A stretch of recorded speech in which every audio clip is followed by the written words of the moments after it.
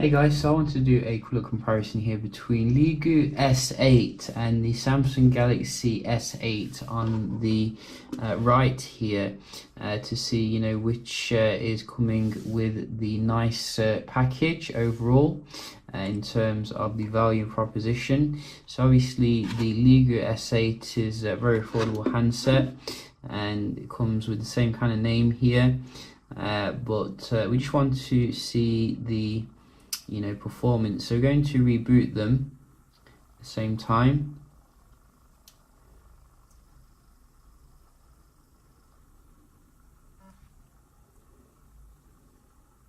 And I gotta say, it feels very nice in the hand. The screen doesn't curve all the way around, but it's practically bezel-less.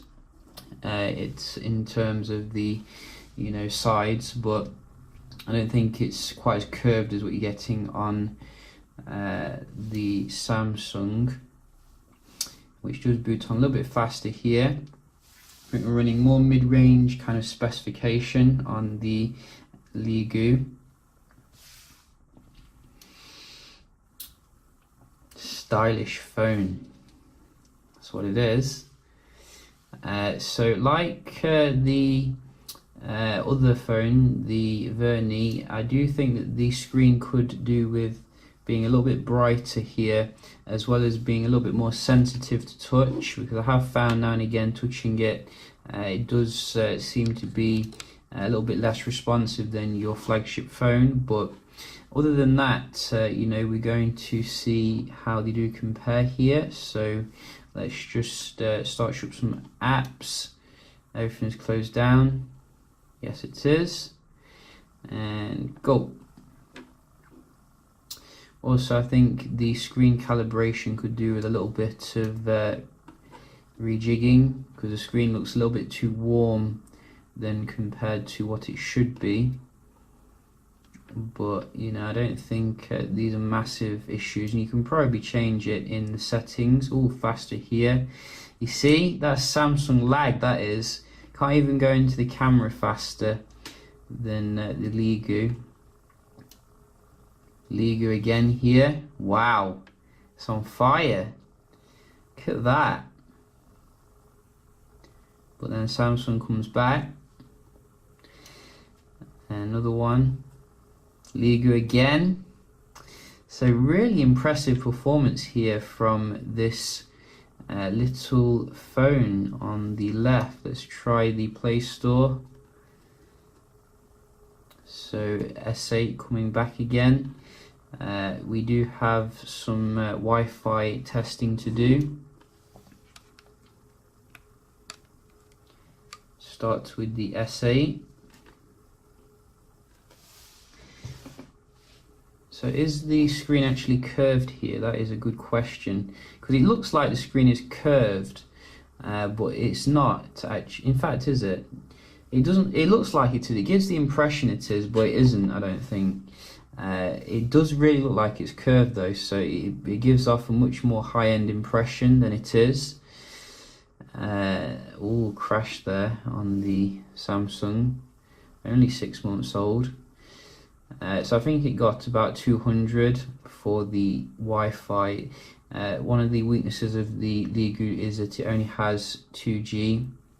This keeps crashing, so you can see, we got a software update. That could be something to do with it. Quite a big one as well. So that is quite nice. Let's certainly do that eventually. Obviously this is just checking the performance here, and you can see, I think in terms of the Wi-Fi, you are going to get a better on a high-end phone. You did notice as well, I tapped several times on the screen there to get the thing to respond. So we can just have a look in the settings and see what else we're getting in terms of the functionality.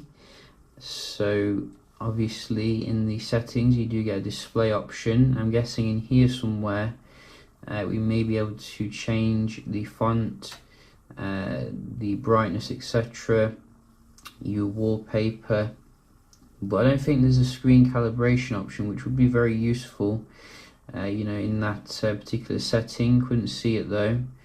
Navigation bar, you can change the navigation as you can see. Oh, and then let's go back again, and also LED light. So it has 32 gigs internal storage, which isn't too shabby. Does it have an update area to keep you up to date? It seems it does. So it's already up to date. That is nice. And also, obviously, let's have a look how the camera UIs do compare here. So I think in terms of the maturity, the Samsung's looks a little bit more grown up. I think they're still using like older kind of Android interfaces for the camera, so that could be something to improve, I think, going forward. But you do get HDR and your flash, etc., which is nice. I don't think you get 4K though or anything, fancy in terms of the camera, but I think I did spot a dual camera there. So this button probably is the blur effect, which we can just have a look at here, see how it looks.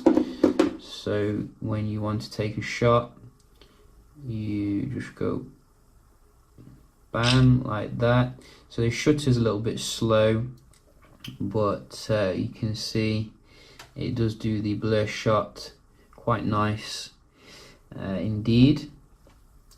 So let's be honest, about these things. You're not going to get an S8 experience just because it is called S8, but what you are going to get is a solid handset here for 1/6 of the price of a new S8.